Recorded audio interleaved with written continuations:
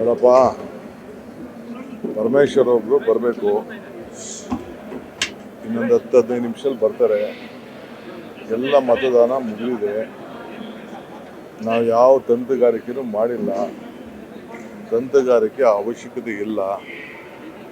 ಯಾರು ಎಲ್ಲರೂ ಪ್ರಜ್ಞಾವಂತರಿದ್ದಾರೆ, ಬುದ್ಧಿವಂತಿದ್ದಾರೆ, ಜನರ ಪ್ರತಿನಿಧಿಗಳಿದ್ದಾರೆ. ಅವರು ಏನು ಅವ್ರಿಗೆ ಸ್ವ ಇಚ್ಛೆ ಮೇಲೆ ಏನು ಮತ ಹಾಕ್ಬೇಕು ಹಾಕಿರ್ತಾರೆ. ಅದು ಬಿಟ್ಟರೆ ಯಾಕೆ ಯಾವ ತಂತ್ರಗಾರಿಕೆ ನಾವು ಮಾಡೋಣ? ನನ್ನ ಪಾಡು ನಾನೆಲ್ಲ ನನ್ನ ಹರಶಿವ ಅಂದ್ಬಿಟ್ಟು ನಾನೆಲ್ಲ MLA ಹತ್ರ ಒಂದು 2 ದಿನ ಕಾಲ ಕಳ್ಕೊಂಡು ಕೂತಿದ್ದೆ.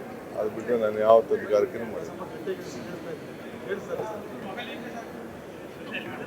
ಅಲ್ಲ, ನಾವು ಯಾವ ತಂತ್ರಗಾರಿಕೆ ಮಾಡೋಕ್ಕೆ ಹೋಗಿಲ್ಲ. ಬರೀ MLA ಕೂತಿದ್ದೀವಿ. ನಮ್ಮ ಹುಡುಗ ನಮ್ಮ MLA ಹುಷಾರಿರಲಿಲ್ಲ, ವೆಯ್ಟ್ ಮಾಡ್ತಿದ್ದೆ ಅವ್ನು ಬರಲಿ ಅಂತ. ಇಕ್ಬಾಲು ಬಿಜೆಪಿ ಮತ್ತು JDS ಇಂದ ಕಾಂಗ್ರೆಸ್ಗೆ ಮತಗಳು ಬಂದಿವೆ ಕೆಲವು ನನಗೆ ಗೊತ್ತಿಲ್ಲ. ಕ್ರಾಸ್ ಯಾಕೆ ಕ್ರಾಸ್ ಆಗ್ತದೆ? ಕ್ರಾಸ್ ಆಗುವಂಥ ಅವಶ್ಯಕತೆ ಏನಿಲ್ಲ.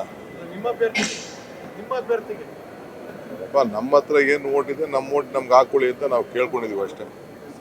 ಕ್ಯಾಂಡಿಡೇಟ್ಗಳು ಏನೇನು ಮಾಡ್ಕೊಂಡಿದಾರೋ ಗೊತ್ತಿಲ್ಲ ನನಗೆ. Tamil Nadu government of of the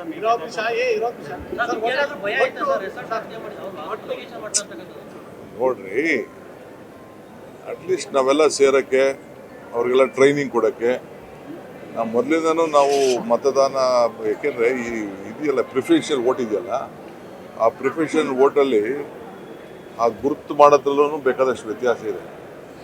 ಅದಕ್ಕೆ ನಮ್ಮ ಅನುಭವನ ಅವ್ರಿಗೆಲ್ಲ ತಿಳಿಸಿದ್ವಿ. MLAಗಳೆಲ್ಲ ಸುಮಾರು 60-70 ಜನ ಹೊಸಬ್ರಿದ್ದಾರೆ. ಅವ್ರಿಗೆ ಪ್ರಿಫರೆನ್ಷಿಯಲ್ ವೋಟಿಂಗಲ್ಲಿ ಹುಷಾರಾಗಿರಬೇಕು. ನೀವೆಲ್ಲ ಗಮನಿಸಿದ್ದೀರೋ ನಾವು, ಈ ಗ್ರಾಜ್ಯುಯೇಟ್ ಕಾನ್ಸ್ಟಿಟ್ಯೂನ್ಸಿ, ಟೀಚರ್ ಕಾನ್ಸ್ಟಿಟ್ಯೂನ್ಸಿ, ಅಲ್ಲೇ ಹೆಚ್ಚು ಕಮ್ಮಿ 7-8 ಸಾವಿರ ವೋಟು ರಿಜೆಕ್ಟ್ ಆಗ್ಬಿಡ್ತವೆ. ಯಾರು ಗ್ರಾಜ್ಯುಯೇಟು, ಟೀಚರ್ಸ್. ಇಲ್ಲೂ ಬುದ್ಧಿವಂತಿಕೆ ಇರ್ತದೆ, ಬಟ್ ನಾವು ಸ್ವಲ್ಪ ಈಗ ಪ್ರಿಫರೆನ್ಷಿಯಲ್ ವೋಟ್ ಹಾಕ್ಬೇಕಾದ್ರೆ ಸ್ವಲ್ಪ ಹುಷಾರಾಗಿರ್ಬೇಕು ಅಂತ ಅವ್ರಿಗೆಲ್ಲ ಟ್ರೈನಿಂಗ್ ಕೊಟ್ಟಿದ್ದು ನಿಜ.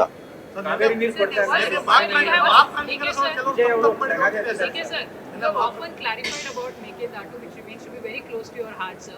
But you see, the Tamil Nadu government today, it was the first assembly, and they said that they will be exploring a legal option in those terms. And seeking privacy of all right now is demanding to you, saying that you sit and resolve this amicably.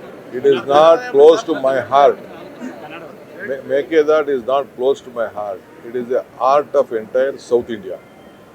Mekadat is a project which helped Tamil Nadu more than Karnataka, because we are committed to leave 177 point whatever the TMC has been ordered by the Supreme Court and whatever is there, that we are committed to leave.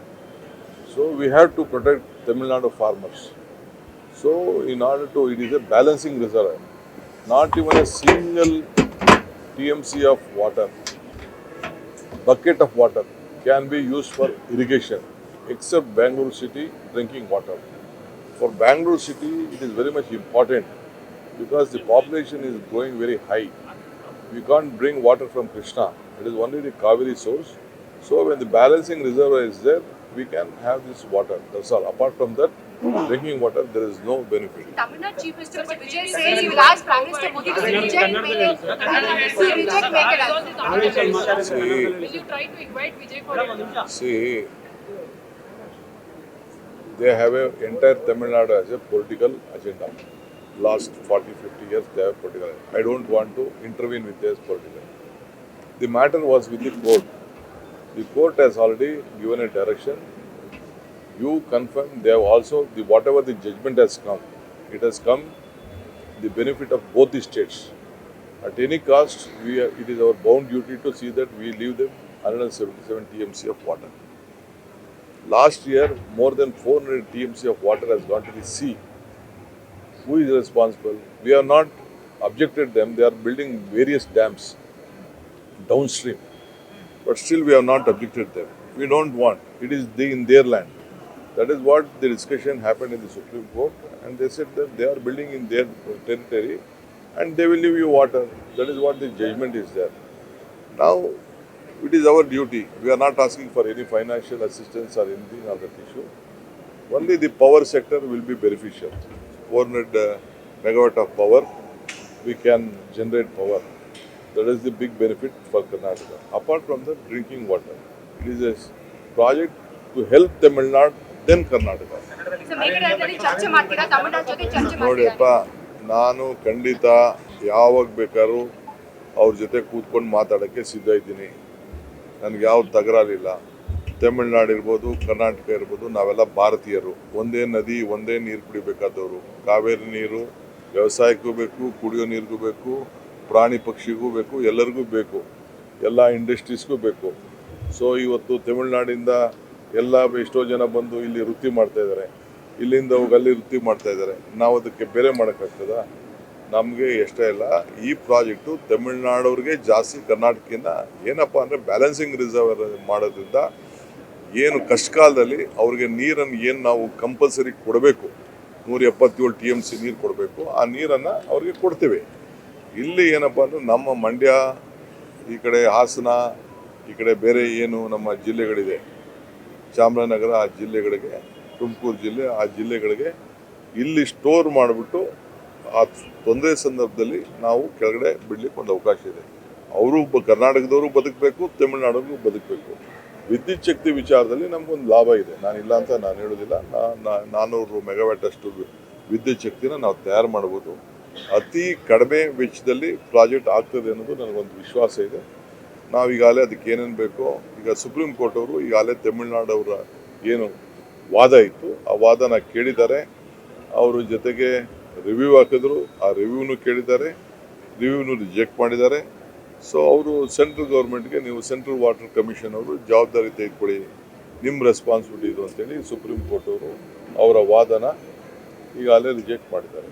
ಅದು ಬಿಟ್ಟರೆ ಈಗ order ಏನು ಬಂದಿದೆ ಅವ್ರಿಗೆ ಅನುಕೂಲ, ನಮ್ಗೆ ಅನುಕೂಲ, ಇಬ್ಬರಿಗೂ ಸಮಾಂತರವಾದಂಥ ಆರ್ಡರನ್ನು ಅವರು ಕೊಟ್ಟಿದ್ದಾರೆ. ತಮಿಳುನಾಡು ಸಿಎಂ ಹೇಳಿದ್ದಾರೆ ಪ್ರೈಮ್ ಮಿನಿಸ್ಟರ್ ಮೋದಿ ಮೇಕೆದಾಟು ಪ್ರಾಜೆಕ್ಟ್ಗೆ ರಿಜೆಕ್ಟ್ ಮಾಡಬೇಕು ಅಂತ. ಇದು ಅನಗತ್ಯ ಖ್ಯಾತಿ ಅಂತ ಅನ್ಸಲ್ವ? ಇದು ಕ್ಲಿಯರ್ ಇದ್ರೂ ಕೂಡ ಖ್ಯಾತಿ ತೆಗೆದಂಗಲ್ವ ಸರ್? ನೋಡಪ್ಪ, ಅವರು ರಾಜಕೀಯವಾಗಿ ಅವರ ಸರ್ವೈವಲ್ಗೆ ಅವರ ಧ್ವನಿ ಎತ್ತಬೇಕು, ಎಲ್ಲ ಪಾರ್ಟಿಯವರು ಅದಕ್ಕೆಲ್ಲ ಒಟ್ಟಿಗೆ ಸೇರಿ ಅವ್ರು ಮಾಡ್ತಾರೆ. ಅವ್ರ ವಾದ ಎಲ್ಲ ಮಾಡಾಗಿತ್ತಲ್ಲ. ಜಡ್ಜ್ಮೆಂಟು, ಸುಪ್ರೀಂ ಕೋರ್ಟ್ ಜಡ್ಜ್ಮೆಂಟು, ಅದು 3 ಮೆಂಬರ್ ಜಡ್ಜ್ಮೆಂಟು ಬಂದ ಮೇಲೆ ಇನ್ನೇನು ಮಾಡೋಕ್ಕಾಗ್ತದೆ? ಈಗ ನಮಗೆ 177 TMC ಬಿಡಬೇಕು ಅಂತ ಹೇಳಿದ್ಮೇಲೆ ನಾವು ಒಪ್ಕೊಳ್ಳಿಲ್ವಾ? ನಾವು ಈಗ ಬಿಜೆಪಿಯಿಂದ ಆಯ್ಕೆ ಆಗಿರೋ ಸಂಸದರು ಇದ್ರ ಬಗ್ಗೆ ಹೋರಾಟ ಮಾಡ್ಬೇಕಂತ ಕೇಂದ್ರದಲ್ಲಿ ಅವ್ರು ಮಾಡ್ತಾರೆ ಖಂಡಿತ. ನಮ್ಮ ರಾಜ್ಯಕ್ಕೆ ಸಂಬಂಧಪಟ್ಟಂಥ ಎಲ್ಲ MPಗಳು, BJP ಇರ್ಬೋದು, ದಳ ಇರ್ಬೋದು, ಕಾಂಗ್ರೆಸ್ ಇರ್ಬೋದು, ಎಲ್ಲ ಒಗ್ಗಟ್ಟಿನಿಂದ ನಮ್ಮ ರಾಜ್ಯದ ಹಿತನ ಕಾಪಾಡ್ತಾರೆ ಅನ್ನೋ ಒಂದು ಆತ್ಮವಿಶ್ವಾಸ ನನಗಿದೆ. ಸರ್, ಈಗ ನೀವು ಅಲಯನ್ಸ್ ಅಲ್ಲಿ ಇದ್ದೀರಿ, ಅಲ್ಲಿ ತಮಿಳ್ನಾಡಲ್ಲಿ ಈಗ ನೀವು ಕಾಂಗ್ರೆಸ್ ಸಹ ಅಲಯನ್ಸ್ ಅಲ್ಲಿ ಇದ್ದೀರಿ. ಹಾಗಾಗಿ ಒಂದು ರಾಜಕೀಯವಾಗಿ ಬಳಸ್ಕೊಂಡು ಇದನ್ನ ನೀವು ಸಮಸ್ಯೆ ಇತ್ಯರ್ಥ ಪಡ್ಬೋದು ಸರ್? ಖಂಡಿತ ನಾವು ನಮ್ಗೇನು ಅವ್ರಿಗೆ ಮನವಿ ಮಾಡಬೇಕು, ಖಂಡಿತ ಅವ್ರು ಮನವಿ ಮಾಡ್ತೀವಿ. ಇದರಲ್ಲಿ ರಾಜಕಾರಣ ಏನಿಲ್ಲ, ಇಬ್ಬರಿಗೂ ಒಳ್ಳೇದಾಗಂಥ ಒಂದು ಪ್ರಾಜೆಕ್ಟು. ತಾಳ್ಮೆಯಿಂದ ನಾವು ಇಬ್ಬರೂ ಈ ಜನರ ಹಿತ ಕಾಪಾಡಿಕೊಂಡು ಹೋಗೋಣ. ಸರ್, ಬಿಜೆಪಿ ಉಚ್ಚಾಟಿತ ಶಾಸಕರ ಮಾತುಗಳು ನಿಮಗೆ ನಿಮ್ಮ ಜೊತೆ ಕಾಣಿಸ್ಕೊಂಡಿದೆ? ನೋಡಪ್ಪ, ನನ್ನ ಜೊತೆ 224 ಜನನು ನನ್ನ ಜೊತೆ ಭಾಳ ಆತ್ಮೀಯರಿದ್ದಾರಪ್ಪ. ನಾನು ಚೀಫ್ ಮಿನಿಸ್ಟರ್ ಆಗಿರೋದು 224 ಜನ ಶಾಸಕರಿಗೆ ಚೀಫ್ ಮಿನಿಸ್ಟರ್ ಆಗಿದ್ದೀನಿ ಹೊರತು ನಾನು BJP ಅವ್ರಿಗೆ, ಕಾಂಗ್ರೆಸ್ ಅವ್ರಿಗೆ, ದಳದವ್ರಿಗೆ ಅಂತ ಅಲ್ಲ. ಎಲ್ಲರೂ ನನ್ನ ಬ್ರದರ್ಸೇ ಅವರೆಲ್ಲ.